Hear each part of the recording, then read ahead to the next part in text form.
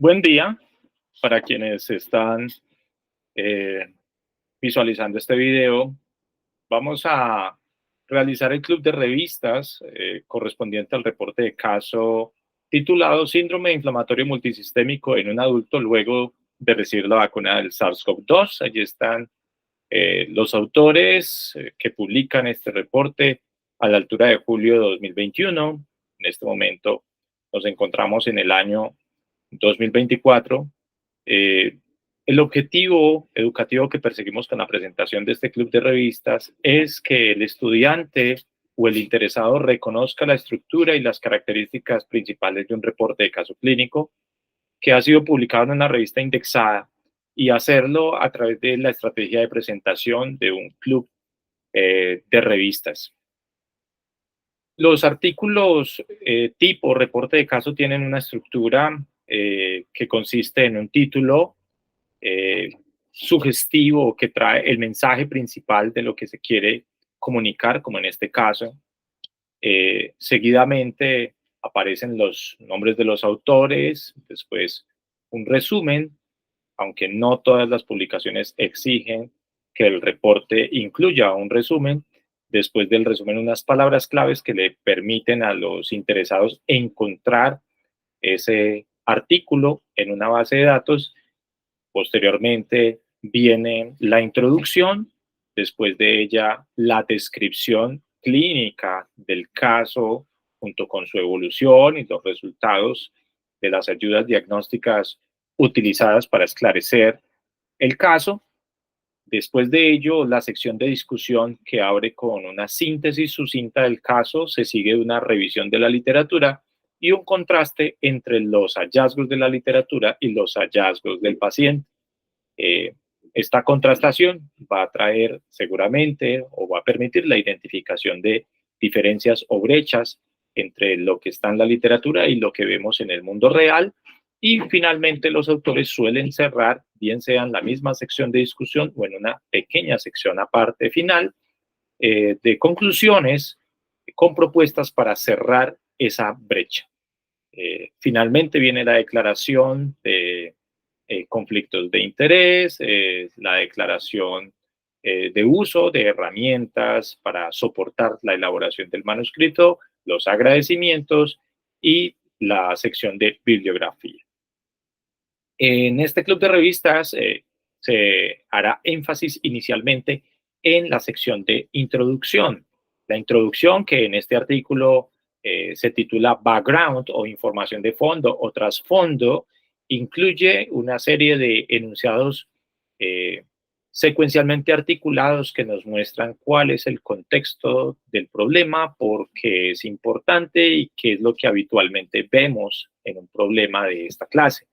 Pero posteriormente aplicamos lo que pudiera considerarse una aproximación tipo embudo, en donde arrancamos con aspectos muy generales, pero vamos delimitando nuestro problema específico y nuevamente resaltamos su importancia para terminar resaltando la singularidad del caso que ha llamado la atención para ser reportado, por qué es singular y qué se va a encontrar el lector en el manuscrito.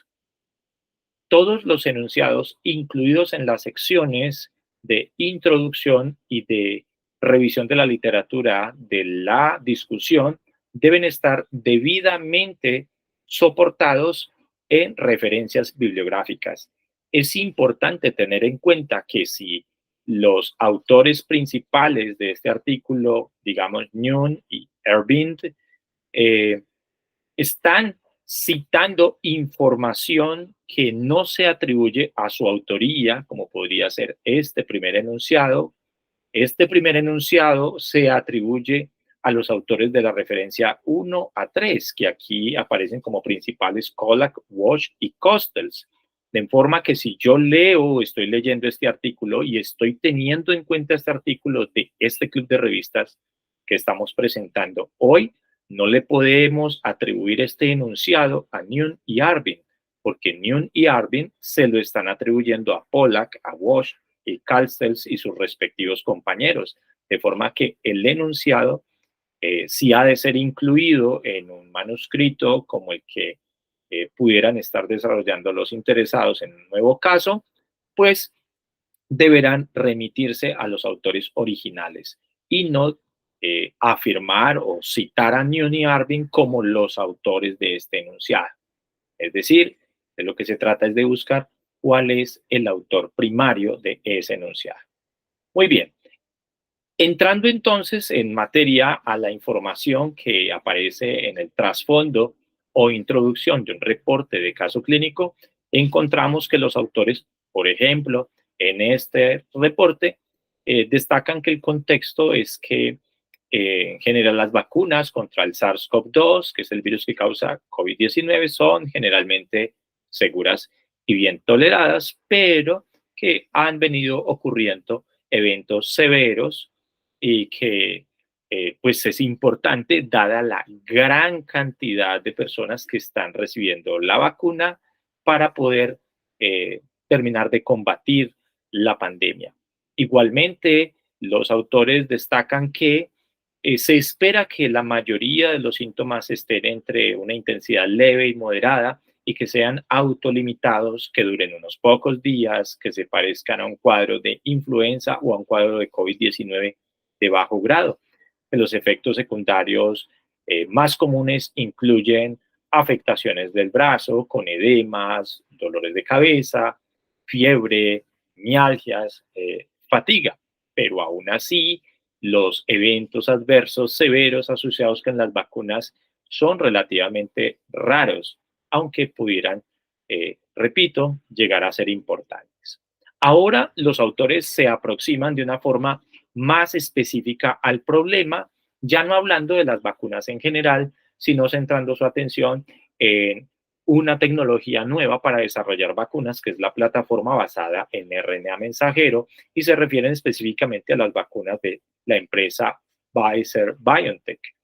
Y eh, advierten que pueden ocasionar reacciones alérgicas que pueden ir desde muy leves hasta anafilaxias que pueden amenazar la vida del paciente. Sin embargo, advierten entre paréntesis que esta es una situación relativamente rara que solamente ocurre en una de cada 100.000 personas, en particular en quienes ya tienen alergias conocidas, que por lo tanto tienen una predisposición a presentar alergias, y reportan también cuáles son las referencias que utilizaron para hacer esta afirmación, que son las referencias que van de la 3 a la 6.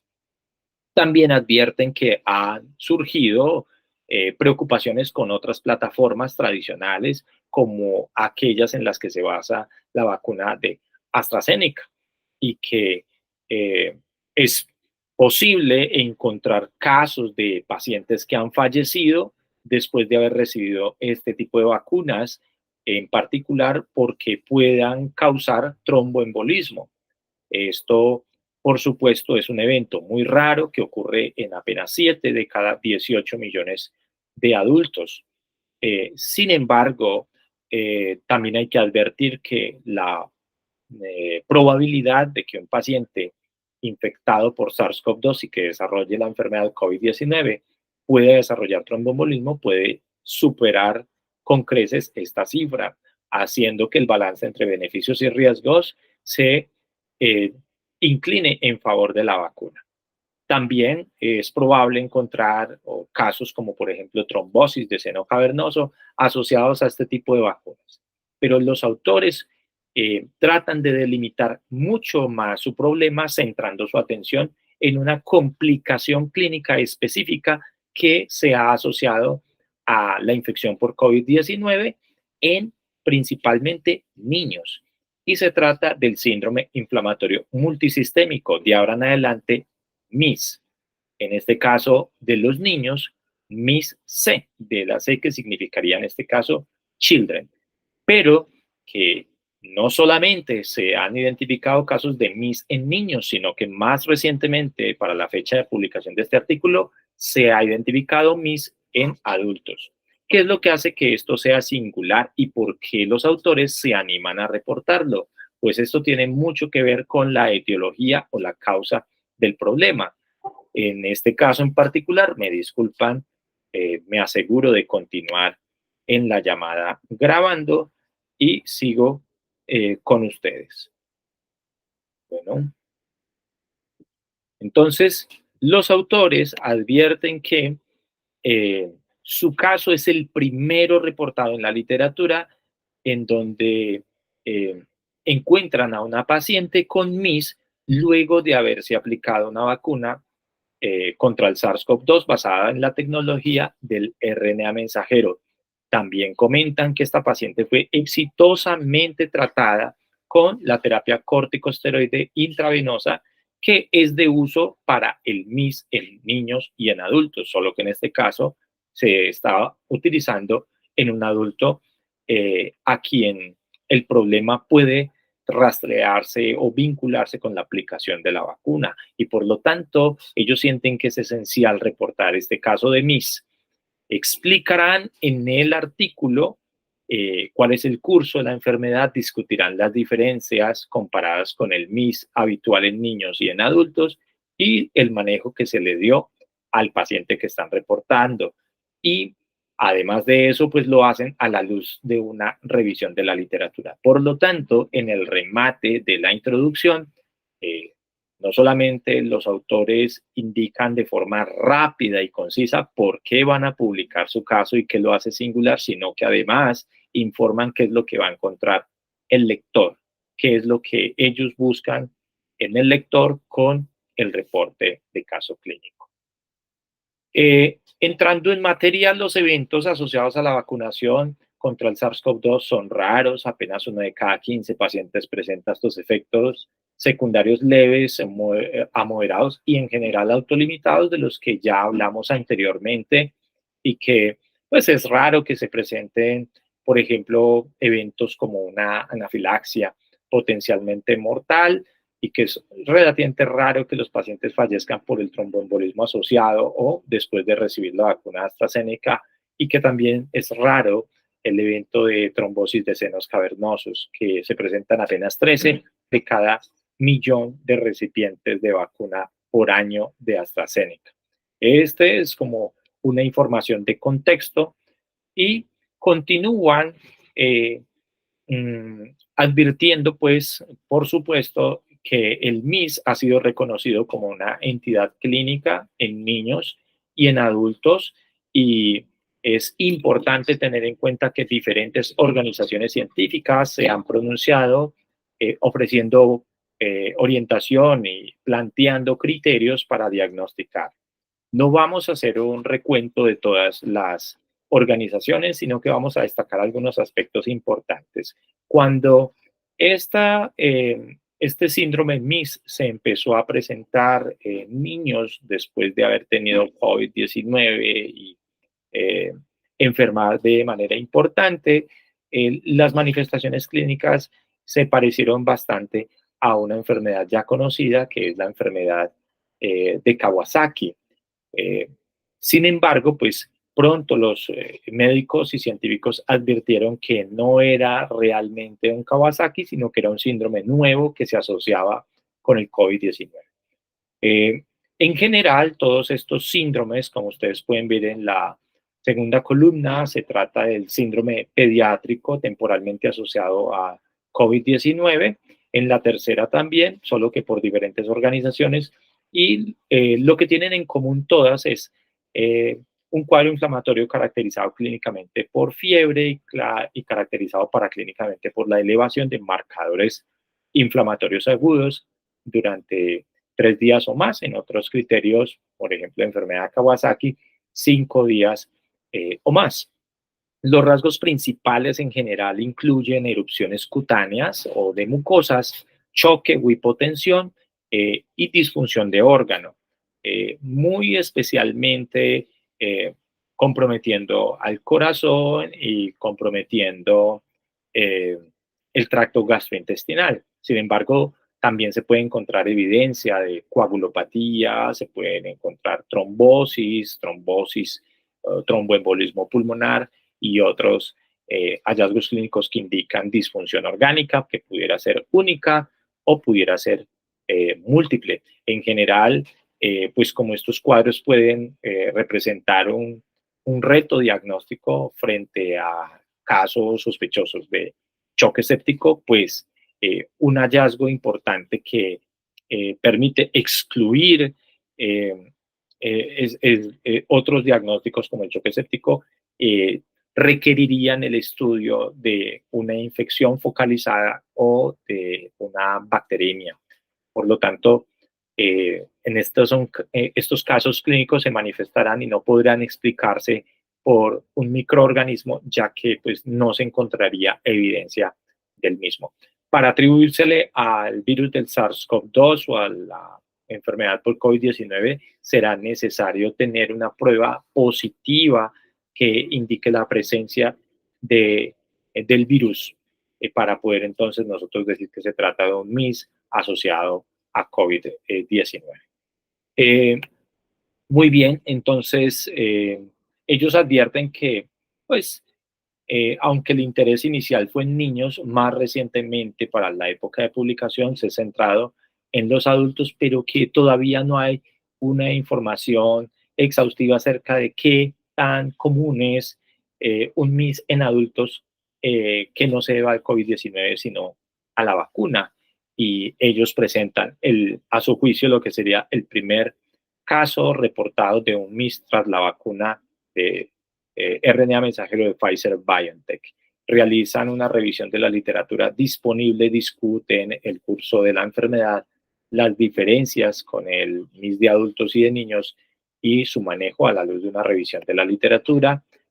Y aquí cambiamos de sección, abandonamos la introducción y nos adentramos en la descripción del caso clínico, diciendo que es una mujer de 44 años con antecedente de asma leve que ingresa por un dolor en el brazo izquierdo y en el pecho en enero de 2021, dolor que empeoraba con el movimiento y que llegó a extenderse hasta la axila izquierda y hasta la pared abdominal en los siguientes días. La paciente no tenía manifestaciones clínicas previas de algún cuadro clínico que sugiriera compromiso cutáneo o compromiso vascular asociado a autoinmunidad, como por ejemplo fenómeno de Raynaud, fotosensibilidad, úlceras bucales, etc. La paciente desarrolló hipotensión y tuvo que ser ingresada a la unidad de cuidado intensivo porque además tenía fiebre. Allí fue complementada su investigación con un electrocardiograma inicial que no mostró isquemia, con una prueba de RT-PCR, PCR en tiempo real para SARS-CoV-2, que también resultó negativa, un panel de autoinmunidad que incluyó ANAS, ANCAS, complemento, anticuerpos anticardiolipina del tipo inmunoglobulina G y M, anticuerpos antibeta-2 glicoproteína, que resultaron todos completamente normales, lo mismo que una radiografía de tórax que no mostró consolidación. El cuadro inicial de la erupción cutánea era eritematosa, localizada en la pared torácica izquierda, lo que hizo pensar a los médicos que pudiera tratarse de un herpes zóster, pero la revisión dermatológica descartó clínicamente esta posibilidad y pues de verdad que en la erupción cutánea se ven algunas lesiones similares a costras mericéricas, pero no se aprecia ninguna vesícula, ampolla o fisuración que pudiera sugerir el cuadro de herpes zóster. Se le solicitó a la paciente un TAC que mostró edema en el músculo de la pared torácica izquierda. No adjuntan la imagen diagnóstica pertinente, pero a la paciente se le encontró tromboembolismo pulmonar. Esta paciente se le solicitaron pruebas en sangre en el momento de la admisión que pudieron compararse con lo que tenía previamente, seguramente consignado en la base de datos de registro de datos clínicos, y cómo evolucionaron estos marcadores. Podemos ver que los marcadores de fase aguda, marcadores inflamatorios como el conteo de leucocitos, que inicialmente fue elevado, al día 4 se elevó aún más, pero posteriormente empezó a reducirse. La proteína C reactiva estaba tremendamente elevada al día 1, posteriormente empezó a reducirse. La creatinina no está en las unidades habituales que manejamos en nuestro medio, que son miligramos por decilitro, sino en microgramos por mol. También muestra elevaciones de la creatinina que van mitigándose progresivamente.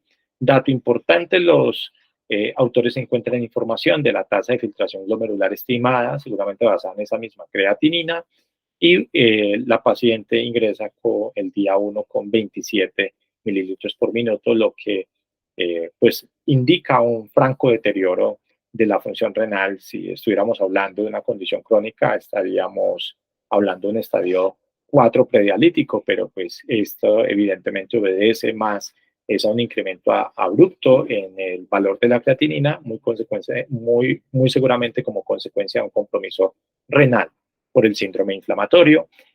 Inicialmente, repito, en 27, después subió a 29, después 35, 55, indicando que la tasa de filtración glomerular fue mejorando progresivamente a punto tal que al momento de la salida tenía 82, 2 semanas después 87, lo que indica pues una mejoría ostensible. La albúmina pues se encontró algo elevada, pero posteriormente esto fue los datos previos, la paciente pues realmente no mostró una variación muy importante. De hecho, al momento del alta tenía unos niveles parecidos a los que tenía antes de la admisión. El dímero D se encontró muy elevado, también la troponina y la CK, que siguieron elevándose hacia el día 4. Esto se complementó, por supuesto, y se encontró que la paciente tenía un tromboembolismo pulmonar. Los médicos se ven ante la necesidad de efectuar un diagnóstico diferencial. El diagnóstico diferencial no es parte de la descripción del caso, el diagnóstico diferencial es parte de la discusión. Allí nosotros planteamos cuáles son las posibilidades diagnósticas y ofrecemos argumentos a favor y en contra. En el caso de los autores, pues ellos consideran varias posibilidades como el choque séptico, sin embargo, pues no encontraron evidencia de infección, eh, pero sí encontraban pues obviamente la elevación de la proteína C reactiva de la hipotensión como unos hallazgos que si bien no son específicos pudieran ser sugestivos. Se considera también rhabdomiolisis por la elevación de la CK, el desarrollo de lesión renal aguda, pero la ausencia de mioglobinuria, la ausencia de antecedentes que pudieran explicar esa rhabdomiolisis, pues estaría en contra de esa posibilidad. La infección por COVID-19 hay que pensarla porque la paciente desarrolla fiebre, desarrolla una complicación bastante común en casos de COVID severo, como es la embolia pulmonar, y desarrolla elevación del troponina. Sin embargo, en contra de esa posibilidad están las pruebas negativas para el virus del SARS-CoV-2 y la ausencia de síntomas respiratorios típicos que se presentan en pacientes con COVID-19.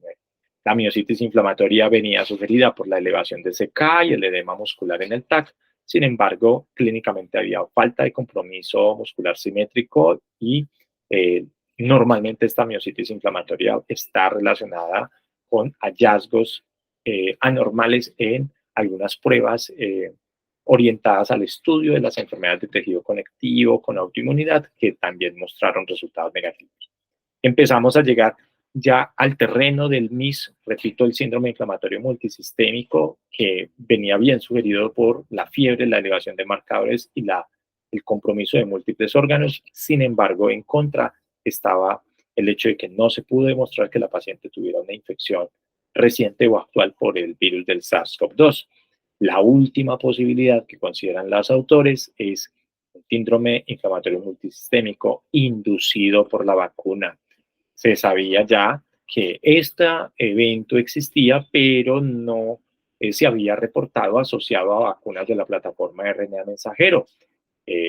La paciente cumplía con los criterios definidos por la red de colaboración Brighton, solo que ahora vinculados con una vacuna de una plataforma diferente, la basada en RNA mensajero.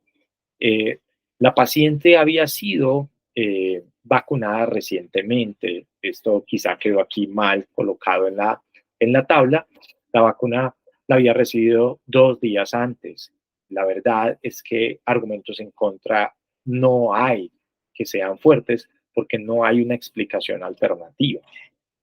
Sin embargo, los autores son bastante cautelosos en mencionar que esto se trata de un MIS que se presenta luego de la aplicación de la vacuna, pero no se arriesgan a atribuirle causalmente la complicación clínica de la paciente a la vacuna. El tratamiento inicial sugirió, la presentación inicial sugirió la posibilidad de un choque séptico y se inició de manera preventiva esquema de antibiótico que llegó a durar una semana acompañado de líquidos endovenosos, pero la paciente no mejoró y además los resultados de los hemocultivos fueron negativos. Eh, los doctores encontraron una similitud clínica entre el MIS-C y el MIS-A, solo que aquí sería un MIS-B asociado a la vacuna. Ante la presencia de un MIS, inician metilprednisolona a 1 gramo por día durante 3 días y la paciente empezó a mostrar mejoría, no solamente clínica, sino también en marcadores inflamatorios paraclínicos.